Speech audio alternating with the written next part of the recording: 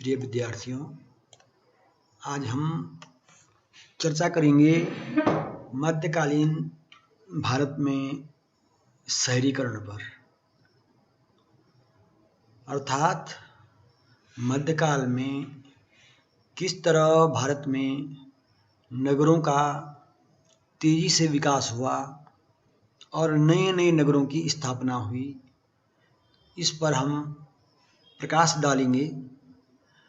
भारत के संदर्भ में यह तथ्य स्पष्ट है कि प्राचीन काल में भी भारत में बड़े बड़े नगर स्थापित थे।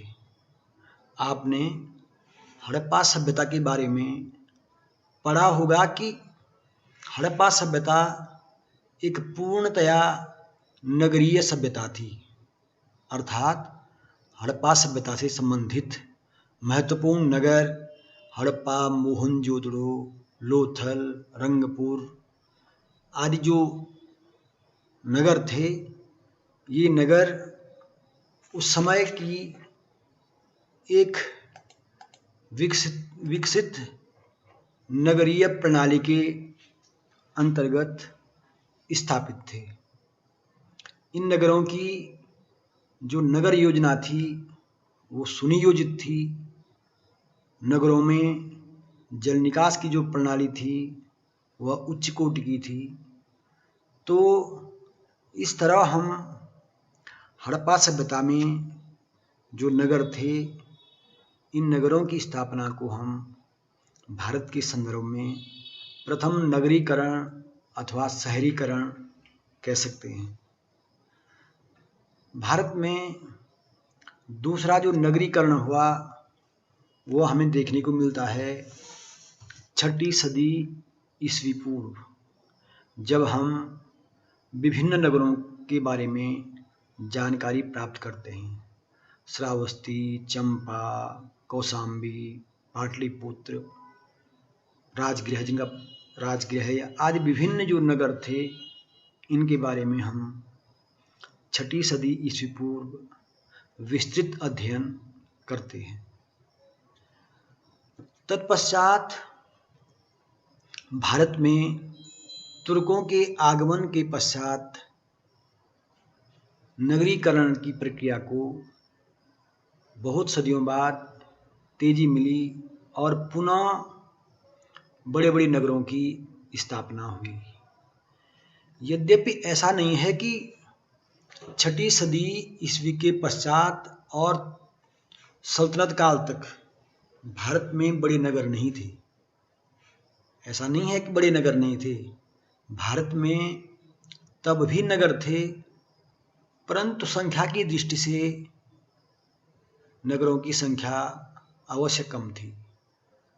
हम ये भी कह सकते हैं कि नगरों का विस्तार उस आकार में नहीं था जितना बाद में सल्तनत काल और मुगल काल में हुआ। क्योंकि इसका एक कारण यह था कि प्राचीन भारत में सुरक्षा की दृष्टि से दुर्गों को महत्व दिया जाता था। इसलिए हम पाते हैं कि चित्तौड़, रणथंभौर आदि जो बड़े बड़े दुर्ग थे, ये दुर्ग जो हैं सुरक्षा की दृष्टि से बनाए गए थे। अतः दुर्गों का विकास जो है नगरों के रूप में उतना बेहतर नहीं हो पाया जितना सल्तनत काल में नगरों का विस्तार और विकास हुआ। इसलिए सामान्यतया हम पुनः भारत में तृतीय नगरीकरण की प्रक्रिया को तुर्कों के पश्चात या हम कह सकते हैं सल्तनत काल में मानते हैं। सल्तनत कालीन जो शहरीकरण अथवा नगरीकरण था, इसको हम इस तरह समझ सकते हैं कि ग्रामों के आकार में वृद्धि के फलस्वरूप शहरों के स्थापित हो जाने की प्रक्रिया को शहरीकरण कहा जा सकता है। अर्थात जब कोई भी बड़ा ग्राम जब अपने स्वरूप को परिवर्तित करते हुए उसका आकार विस्तृत हो जाता है और उसमें व्यापार शिल्प को बढ़ावा मिलता है, तो हम ये समझते हैं कि अब जो है ग्राम नगर में परिवर्तित होने जा रहा है और हुआ है। क्योंकि नगरों की एक विशेषता यह है कि इसमें प्रमुखतया व्यापारी वर्ग तथा शिल्पी वर्ग निवास करता है, जो कि व्यापार और शिल्प को बढ़ावा देता है। शहरीकरण की परिभाषा एच.सी. वर्मा ने इस प्रकार दी है। शहरीकरण एक ऐसी प्रक्रिया है जिसके द्वारा एक जनपद का ग्रामीण स्वरूप क्रमशः लुप्त हो गया और उसमें बसने वाले अधिकांश लोग गैर कृषक हो गए। वह लगभग नियमित रूप से अपने खाने का सामान खरीदने लगे। ऐसी स्थिति में मुद्रा की अर्थव्यवस्था का वर्चस्व होने लगा। उपभोग की वस्तुओं का उत्पादन और विस्तार होना ऐसे में अवश्यंभावी था, जिसके कारण आंतरिक व बाह्य व्यापार होने लगा। अर्थात नगरों का विकास इस बात पर निर्भर करता है कि नगरों में अधिकांशतः गैर कृषक वर्ग निवास करता है तथा नगरों में मुद्रा और व्यापार को बढ़ावा मिलता है। अब हम इस बिंदु पर चर्चा करेंगे कि सल्तनत काल में शहरीकरण को क्यों बढ़ावा मिला, अर्थात नगरीकरण के क्या कारण से। नगरीकरण का एक प्रमुख कारण विद्वानों द्वारा कृषि अधिशेष को माना गया है, अर्थात कृषि उपज में किसानों द्वारा इतनी उपज पैदा कर लेना कि उनकी आवश्यकता पूर्ति के पश्चात भी उपज का कुछ भाग शेष रह जाए, जिसे हम कृषि अधिशेष कह सकते हैं। क्योंकि मध्यकाल में या प्राचीन काल में किसान इतना उत्पादन करता था कि जिससे वह स्वयं का गुजारा कर सके तथा भू राजस्व को अदा कर सके। ऐसी स्थिति में जब कृषि में अतिरिक्त उत्पादन होने लगा, अर्थात किसान की जरूरत और राजस्व चुकाने के पश्चात भी जब उसके पास उपज का शेष भाग बचने लगा, तो इस अधिशेष को वह कहाँ निवेश करे, कहाँ इसको व्यय करे। इस व्यय को, इस अधिशेष को अन्य जगह स्थानांतरित करने के कारण भी नगरों का विकास हुआ। क्योंकि नगरों में जो वर्ग निवास करता है वह गैर कृषक वर्ग होता है, अर्थात वह वर्ग कृषि नहीं करता है, और चाहे वो कृषक वर्ग हो, व्यापारी वर्ग हो, कोई भी वर्ग हो, मानव समाज के लिए भोजन अत्यंत आवश्यक है और भोजन की आवश्यकता कृषि से ही पूरी हो सकती है। तो शहरों के विकास के लिए यह आवश्यक था कि ऐसा ग्रामीण कृषक वर्ग हो जो शहरों को भोजन अर्थात अनाज की आपूर्ति कर सके। और यह आपूर्ति शहरों के लिए तभी संभव थी जब कृषक अधिशेष का उत्पादन करे, अतिरिक्त अनाज का उत्पादन करे। इस तरह कृषि में अधिशेष उपज ने शहरों के विकास में एक महत्वपूर्ण योगदान दिया और शहरों के विकास का एक बड़ा कारण बना। शहरों के विकास का दूसरा महत्वपूर्ण कारण है शिल्पों के उत्पादन में तेजी। भारत में तुर्कों के आगमन के फलस्वरूप व्यापार में भी वृद्धि हुई, क्योंकि मध्य एशिया, अरब आदि देशों से भारत का संपर्क और प्रगाढ़ हुआ। यद्यपि ऐसा नहीं था कि भारत का अरब कंट्रीज या तुर्की देशों से या मध्य एशिया से पहले संपर्क नहीं था। प्राचीन रेशम मार्ग इस बात का साक्षी है कि प्राचीन काल से ही यूरोप और एशिया के अन्य देशों से भारत का व्यापार होता था, परंतु तुर्कों के आगमन से इस व्यापार को तेजी मिली और व्यापार में तेजी के कारण भारतीय शिल्प की विदेशों में मांग बढ़ी और इस कारण इस मांग ने शिल्पों के उत्पादन में तेजी लाने में योगदान दिया।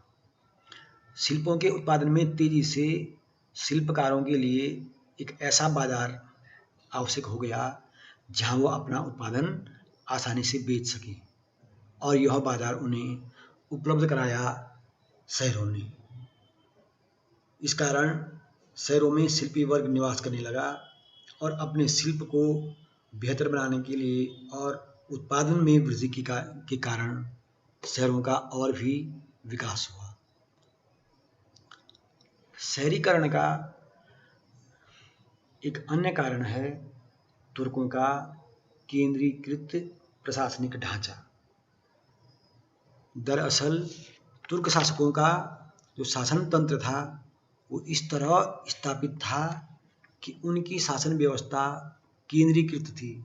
सुल्तान, उसके आसपास उनके अमीर वर्ग, सेनाधिकारी आदि इस तरह संगठित रहते थे कि उन्हें अपने प्रशासन को सुचारू करने हेतु एक ऐसे स्थान पर ही सबको स्थापित करने की आवश्यकता प्रतीत हुई, जिस कारण प्रशासनिक शहरों की स्थापना हुई और राजधानी के रूप में जो शहर स्थापित हुए उन शहरों का ढांचा अपने आप विकसित होने लगा। इस तरह तुर्कों की केंद्रीकृत प्रशासनिक व्यवस्था ने भी शहरीकरण में योगदान दिया। विद्वानों का मानना है कि तुर्कों का जो जीवन जीने का ढंग था, जो जीवन पद्धति थी, वह मूलतः शहरी थी।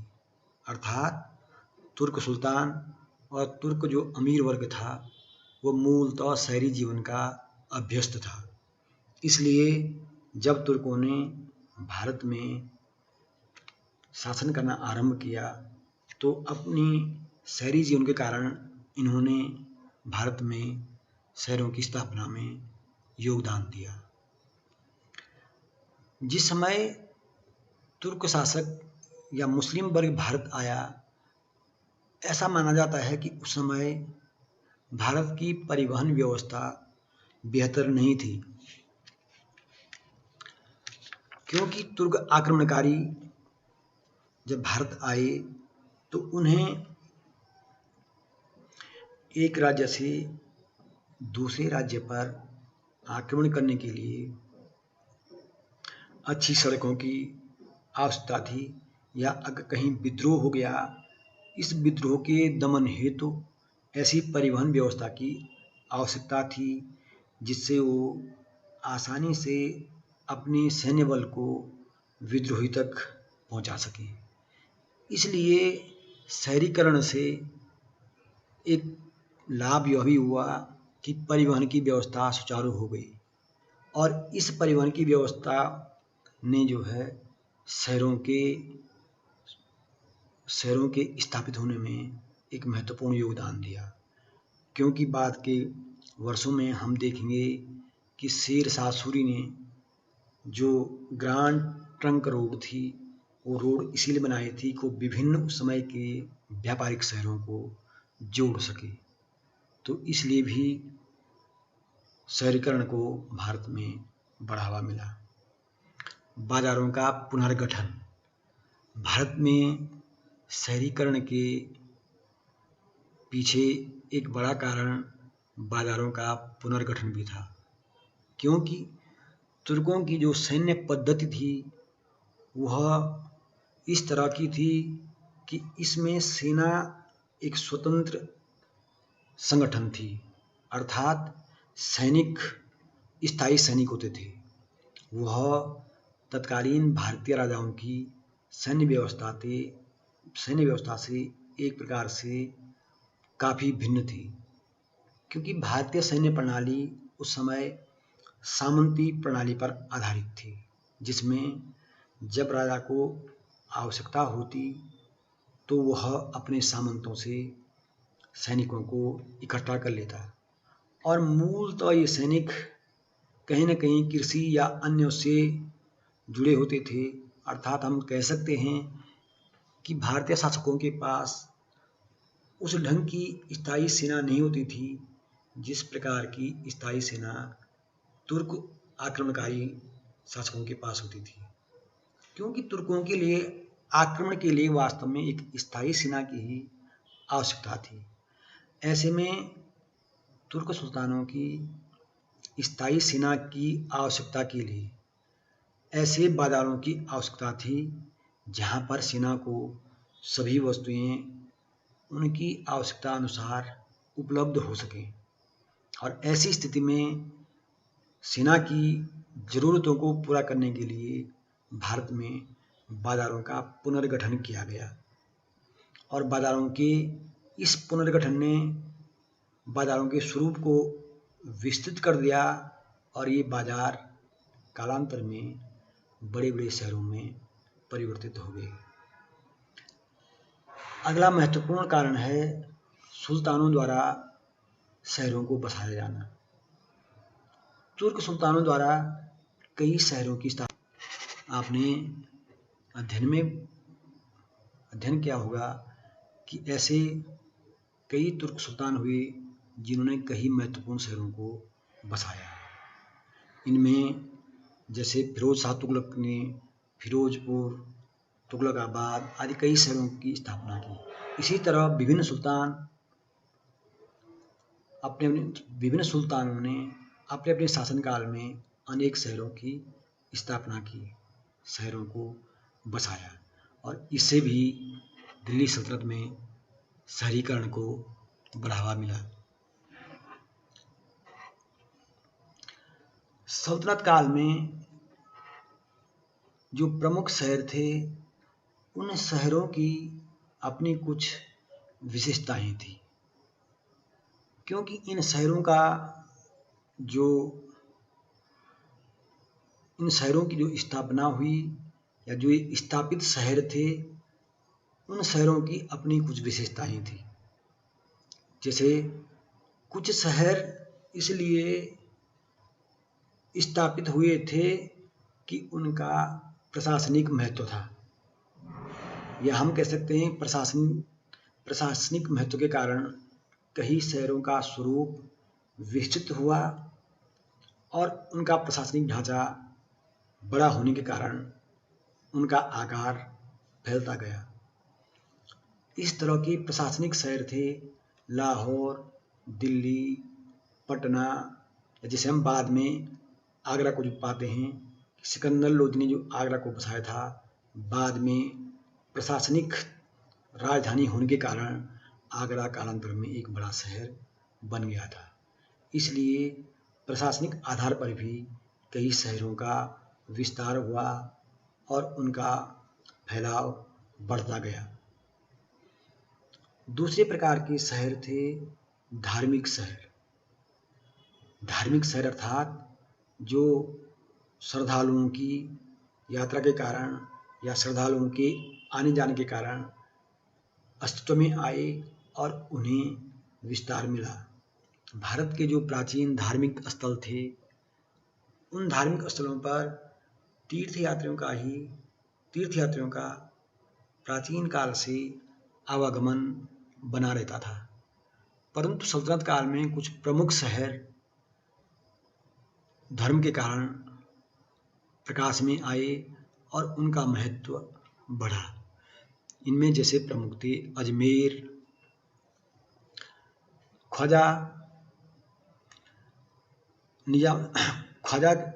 मुइनुद्दीन चिश्ती के कारण अजमेर का महत्व बढ़ा और अजमेर एक धार्मिक शहर के रूप में स्थापित हुआ। इसी तरह बनारस प्राचीन काल से ही भारत में शिल्प और कला के लिए भी जाना जाता था, परंतु सल्तनत काल में धर्म के कारण, हिंदू धर्म का एक प्रमुख स्थल होने के कारण भी बनारस का महत्व बढ़ा और इसका विस्तार हुआ। इसी तरह अन्य जो शहर थे, धर्म के कारण कई शहरों को विस्तार मिला और धार्मिक महत्व के कारण ही कालांतर में भी उनका अस्तित्व बना रहा और उन्हें प्रमुखता से शहरों में शुमार किया जाता रहा और निरंतर उनका विस्तार होता रहा। तीसरे प्रकार के शहर ऐसे शहर थे जो कि शिल्प के कारण उन्हें विस्तार प्राप्त हुआ। जैसे बयाना नील के लिए प्रमुख शहर था। नील के व्यापार के कारण बयाना का महत्व बढ़ा और बयाना शहर का विस्तार हुआ। इसी तरह ढाका की मलमल प्रसिद्ध रही है और मलमल के शिल्प के कारण ढाका शहर को न केवल ख्याति प्राप्त हुई, न केवल और साथ ही उसका विस्तार हुआ, बल्कि निरंतर ढाका का शहरीकरण के उसमें महत्वपूर्ण स्थान रहा और प्राचीन काल से लेकर आज तक ढाका शहर निरंतर विकसित होता जा रहा है। चौथे प्रकार के शहरों में वे शहर थे जो बंदरगाहों के तट पर बसे हुए थे, क्योंकि बंदरगाह समुद्री व्यापार के लिए एक प्रमुख शहर थे। इस कारण इन बंदरगाहों पर बड़े बसे शहरों का और भी विस्तार हुआ।